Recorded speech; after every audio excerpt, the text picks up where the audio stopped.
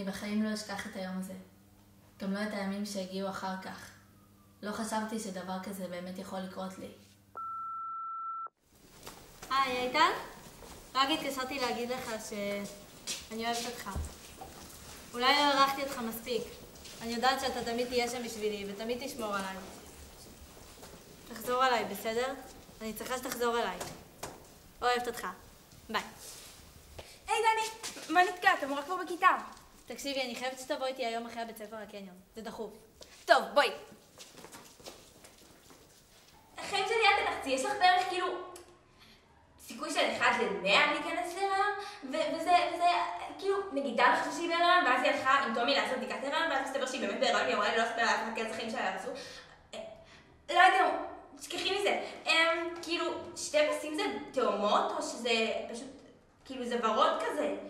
אני, כאילו, היית אמורה לעשות את זה לפני יומיים, או עוד יומיים? נו. יואו, חיים שלי, אל תבכי, הכל יהיה בסדר, אני אבוא איתך לעשות הפלה. כאילו, הכל יהיה טוב, אל תלחיצי את עצמך בגלל זה. הפלה? הפכת מהר מאוד להיות הדבר הכי קרוב אליי. הכי קרוב והכי רחוק, באותה נשימה. ניסיתי לדמיין אותך מדבר. את הקול שלך. רציתי לשמוע אותך. רציתי לראות אותך. היי, הגעתם לתא הקולי של איתן, שיר הודה.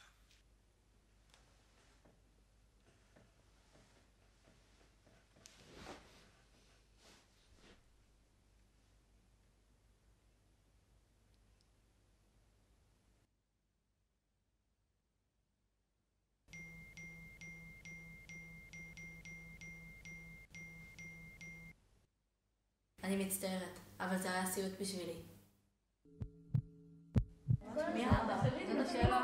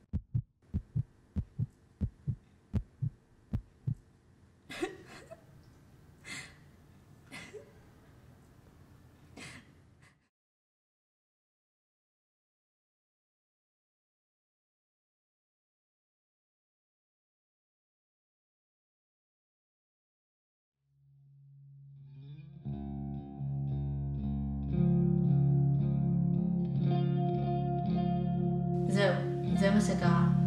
לא יכולתי להמשיך עם זה, לא הייתי מסוגלת. בכלל. אני מקווה שאתה קורא את זה ליד אנשים שאוהבים אותך. בדיוק כמו שאני אהבתי אותך. אני מקווה שהם נתנו לך את החיים שהגיעו לך. מה שאני לא יכולתי לתת. אם לא, אני מצטערת. זה בסדר אם אתה חושב שטעיתי.